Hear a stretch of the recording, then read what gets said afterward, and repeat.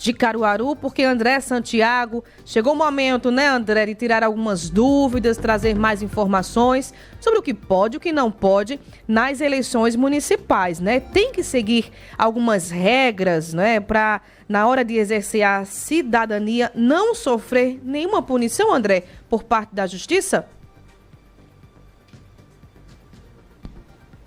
Exatamente, Ana Rebeca Passos, estamos a menos de 24 horas para o primeiro turno das eleições 2024 e você sabe que eleitor é quase um torcedor, né? Ele fica naquela empolgação, na torcida pelo seu candidato. E nessa empolgação ele tem que ficar atento para não cometer algum erro e também descumprir a legislação eleitoral. O que pode e o que não pode, quem vai responder é a doutora Isabela Cordeiro, que é especialista em direito eleitoral. Doutora Isabela, muito bom dia, muito obrigado por aceitar conversar com a gente, com os nossos leitores e ouvintes aqui na Rádio Cidade.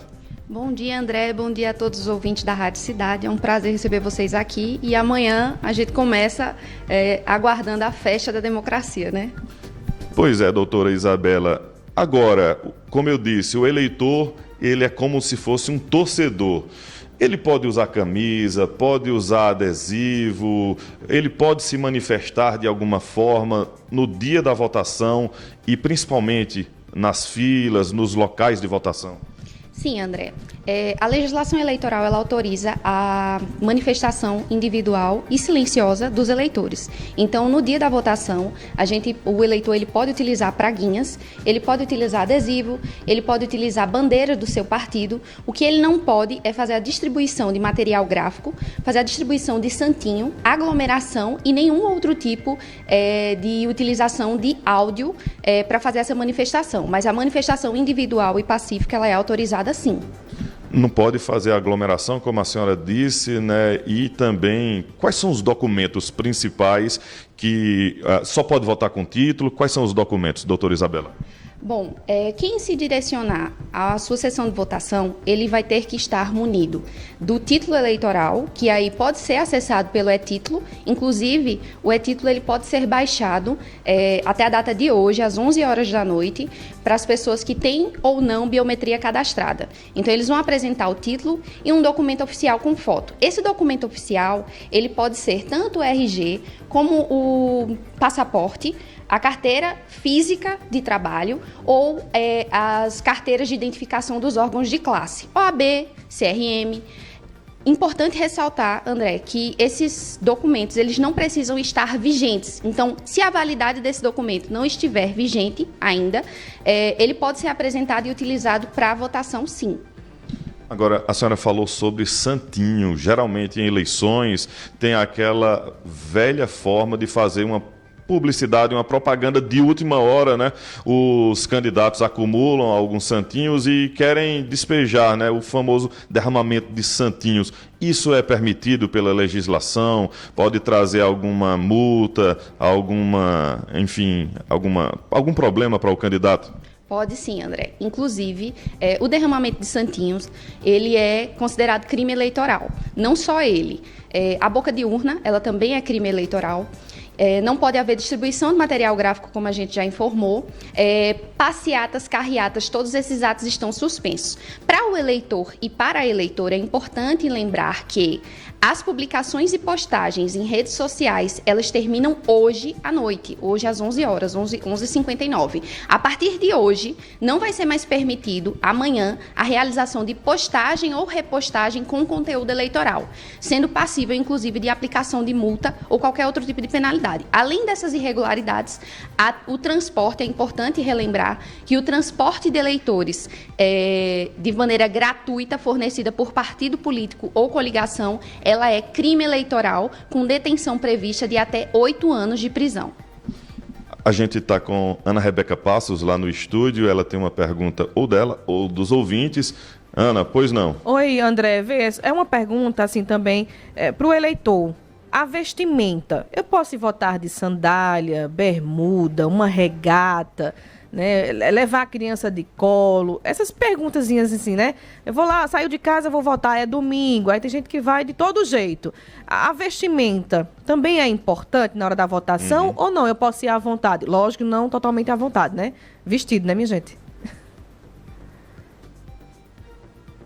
É porque quando a gente fala de justiça, né, justiça eleitoral no caso, a gente sempre tem aquela questão do respeito, né? Aí pode votar de bermuda, de camisa regata, pode estar com criança de colo, enfim. Quais são esses procedimentos, essa formalidade na hora de votar?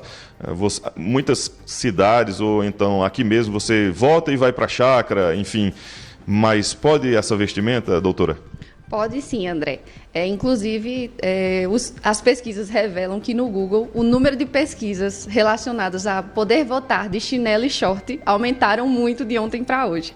Pode sim votar de chinelo, pode votar de short, pode votar de camisa regata, não tem problema nenhum. O que não pode é votar sem camisa ou com trajes de banho, isso é proibido. Outra coisa, uma outra informação importante que você perguntou em relação às crianças de colo. As filas preferenciais em ordem de classificação. O primeiro lugar sempre vai estar, a preferência máxima é do eleitor que tiver acima de 80 anos. Então, o eleitor chegou para votar, ele tem acima de 80 anos, com documentação comprovada, vai ser dada essa preferência para ele e para quem estiver o acompanhando. A fila vai ser seguida pelas pessoas com criança de colo, acima de 60 anos, policiais que estejam em trabalho, juízes eleitorais que estejam em trabalhos mesários. Por último, as pessoas que sejam doadoras de sangue, que estiverem munidas de documentação oficial para comprovar isso aí. Mas pode sim comparecer usando short, chinelo, só não pode deixar de votar. São muitas dúvidas e a gente não tem muito tempo para tirar, então a gente vai aproveitar essa oportunidade. Ana, tem mais uma pergunta? Pois não, Ana? É porque o ouvinte mandou a mensagem aqui, a gente sempre atende o ouvinte. O Walter disse o seguinte, já que a gente falou sobre crianças, né? Inclusive tem até a dúvida aqui do nosso colega de trabalho. Diz o seguinte: bom dia, Ana, bom dia, doutora, bom dia, André. Tenho uma filha de 5 anos. Amanhã ela já falou que vai comigo votar. Ela pode me acompanhar na hora do voto? E se eu quiser, posso colocá-la para digitar os números do voto na urna? Um abraço a vocês. Então, até que idade, André, essa criança pode acompanhar esse pai ou não é bom levar de jeito nenhum? É o Walter, né? O ouvinte é o Walter. Isso. Perfeito. Doutora Isabela, o ouvinte enviou uma pergunta que amanhã ele vai votar com a filha dele de 5 anos. A pergunta é, ela pode acompanhar e pode digitar? Até que idade o pai, mãe, às vezes avô, avó, até mesmo tia, tio, pode levar uma criança, mas pode digitar na urna? Pergunta muito importante. Vamos lá. As crianças, elas podem sim acompanhar seus pais, avós, enfim, mas eles não podem digitar na urna. Só quem pode efetuar a digitação da urna é o próprio eleitor. Pode ser que o mesário ele solicite que a criança fique sentada num banco ou distanciada da cabina de votação, não tem problema nenhum, mas se ela acompanhar até ao lado da cabina de votação, sem problema. A gente tem que lembrar que ele não pode estar filmando, portando celular, inclusive o celular ele tem que ficar numa mesa reservada, vai ser solicitado que esse celular fique numa mesa reservada.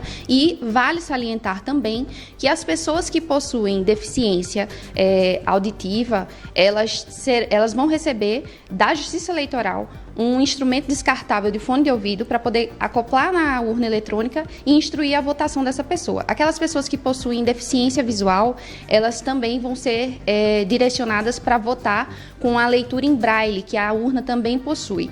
As pessoas que possuem deficiência, dificuldade na utilização da urna, que isso é muito comum, principalmente para os idosos, essas pessoas elas podem ir acompanhadas de uma pessoa descaracterizada de partido político, então não pode ser um fiscal, não pode ser um presidente da coligação, não pode nem ser um mesário, mas ela pode sim ir acompanhada de alguém maior de 16 anos e essa pessoa auxiliá-la a utilizar o instrumento da urna eletrônica. Salientando que essa pessoa ela vai ter que estar munida de documentação oficial, ela vai ter que apresentar essa documentação para o mesário e o mesário vai ter que lavrar esse ato em ata. E essas pessoas, tanto o eleitor como quem o acompanhou no processo de votação vão ter que assinar, até mesmo para que traga maior transparência para esse processo eleitoral. Depois de todas essas dúvidas tiradas, se o eleitor verificar alguma irregularidade, ele também pode denunciar através de várias formas. Uma delas é o Pardal, né, doutora? Exatamente, André. O Pardal ele pode ser baixado até hoje também. O Pardal ele é um instrumento que a Justiça Eleitoral desenvolveu, é um aplicativo de celular, para que a gente consiga enviar todas as denúncias de irregularidades ou ilegalidades que ocorram no dia da eleição. Outro fato importante é que o TSE instituiu como pauta para essa eleição desse ano o coibir os atos de divulgação de fake news, das desinformações sobre o processo eleitoral. Então, quem tiver interesse em acessar o site da Justiça Eleitoral hoje, vai ver que o portal do TSE ele já foi alterado para atender o eleitor, e lá no portal tem um número de identificação também e uma possibilidade de você encaminhar qualquer tipo de desinformação que esteja sendo veiculada pelos canais de comunicação ou até mesmo pelas redes sociais dos eleitores. Agradecer à advogada eleitoralista, doutora Isabela Cordeiro, tirando todas as dúvidas da gente aqui nessa reta final, para tirar as dúvidas dos eleitores e ouvintes que estão acompanhando a Rádio Cidade. Ana. Perfeito, André. Entrevista esclarecedora, e que bom que o ouvinte está atento, perguntando e participando, para não correr, né, não errar